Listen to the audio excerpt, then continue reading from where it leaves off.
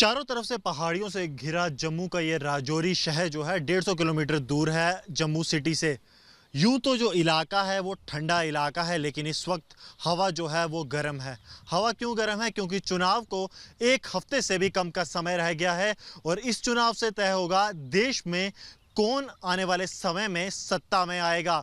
बड़ा सवाल है और जानने के लिए हमारे साथ इस गांव के कई लोग मौजूद हैं, उनसे बात करते हैं। सबसे पहले युवाओं से बात करेंगे। वोट किसके नाम पर होगा? वोट तो मोदी जी के नाम पे ही है। मोदी जी के नाम पे वोट है। आपसे जानना चाहूंगा जो आपके मसले हैं वो क्या रहेंगे जब आप वोट करने जाएंगे? किन मसलों को लेकर वोट करेंगे? देखिए, इस चुनाव में मसाइल जो हैं वो बहुत सारे होंगे और सबसे बड़ा और सबसे पहला मसाइल जो है खास करके जम्मू कश्मीर को लेके वो अमन और ब्रदरहुड के नाम पर। अमन की बात कर रहे हैं। क्या पिछली सरकार जो 5 साल रही है वो अमन लाने में सफल रही है या नहीं? बिल्कुल नहीं सफल रही है वो, क्योंकि आपने देखा होगा जो मोदी ने सर्जिकल स्ट्राइक किया, एयर स्ट्राइक किया पाकिस्तान के ऊपर, उसी पे वोट मिलेगा मोदी को इस बार। तो आपको क्या लगता है कि जो एयर स्ट्राइक हुई थी, जिस तरह इन्होंने कहा, क्या गलत थी या सही थी?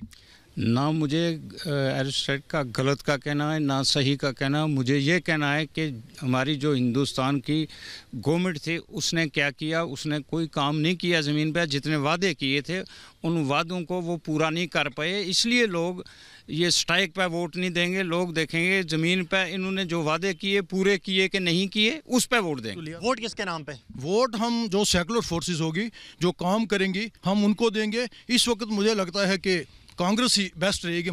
युवा जो है देश की तकदीर होते हैं, युवाओं से बात करते हैं। आप जब वोट करेंगे तो किस चीज़ को ध्यान में रख के वोट करेंगे?